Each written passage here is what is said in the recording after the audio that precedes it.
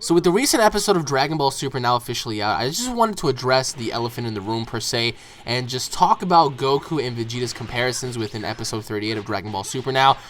It's come to the painful realization that at this point, I think it's painfully obvious that Goku has exceeded Vegeta in power, only because if you look at the basis of their fights between Hit, Goku was actually able to counteract Hit's moves, and he was actually able to block and land a hit on the character Hit himself, whereas opposed to Vegeta just got decimated within Dragon Ball Super Episode 38, and quite frankly, I mean, a lot of people are really upset on the fact that this happened. I, for one, will say that Vegeta actually had, you know, lots of moments within this tournament where he knocked people out, where he seemed like a huge badass, especially knocking out Frost, knocking out Kabe, you know, his fight with Vegeta, and now, you know, exiting his fight with Hit. A lot of people are really upset on the fact that he is, or at least he was, a Super Saiyan Blue, and now having to be reduced to a secondary character to Goku is really upsetting to a lot of people. Now, I do want to point out that Goku was technically studying Hit during the battle between him and Vegeta,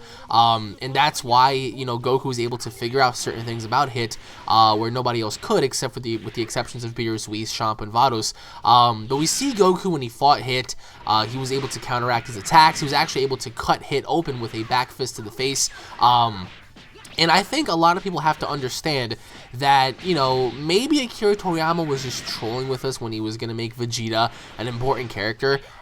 Maybe that's not the case at all. Maybe Vegeta's going to learn from this. Because remember, guys, every single time Vegeta was overshadowed by Goku, Vegeta would always come back stronger. Vegeta would always come back smarter, more hungry than ever before. So I think this is going to be a learning lesson for Vegeta, because I think Vegeta is definitely going to grow as a character here. Now, for those of you out there that are going to be complaining, saying, oh, well, you know, Vegeta was reduced to being like a weakling and stuff, I get what you're saying completely, because in my Dragon Ball Super reviews and my discussions with JR about, you know, Monaka and Hit's powers and stuff, a lot of you guys seem to just have the idea that, you know, Vegeta will always be behind Goku, and that may be the case, but I think that, you know, there are certain, you know, things that are planned for Vegeta down the road.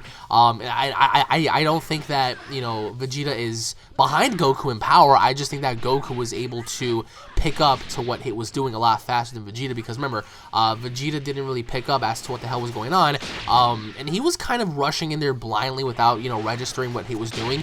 And Goku, on the other hand, Goku's not a dumb fighter. Goku's a very smart fighter. He just decided to go in there and think for himself for once and figure out things before, you know, just using his knuckles to do the talking for him.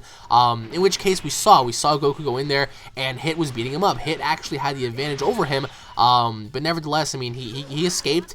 He escaped without losing, and so Goku's now officially going to be battling against Hit one-on-one next week.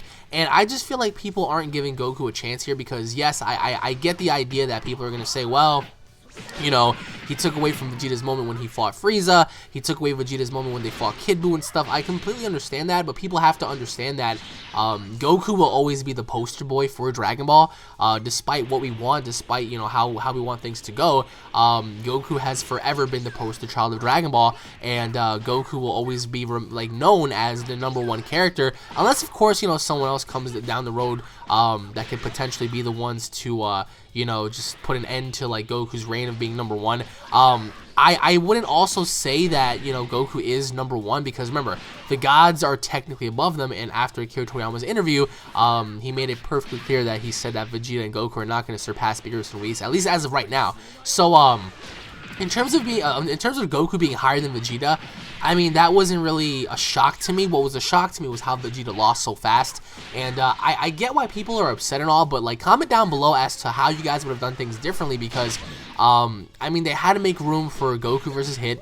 They have to make room for next week's episode, and then the week after that when they when they introduced Champa being mad and all, trying to kill his own teammates. So I mean, there's a lot of lore building here as to what may happen, but comment down below and let me know, guys. Once again, thank you all for watching. If you guys are Dragon Ball fans, don't forget to subscribe. That way you guys don't miss a single Dragon Ball Super update or video. If you guys enjoyed it, if you guys cannot wait for next week's episode, smash that like button. Leave your overall thoughts down in the comment section description below, guys. Tune in for the next update. Again, this shouldn't really come as a shock to many people, because Goku was expected to surpass Vegeta at some point, and quite frankly, that was always the case, because Goku has always been that poster boy for Dragon Ball. And so some people might agree. They might say, well, you know, Goku is more than fitting to challenge up against Hit because Goku is a very strategic fighter, and he's a very brilliant fighter when it comes to being in the ring and stuff. But some people might disagree. They might say, oh, well, Vegeta's more, you know, ruthless and stuff, and that may be true.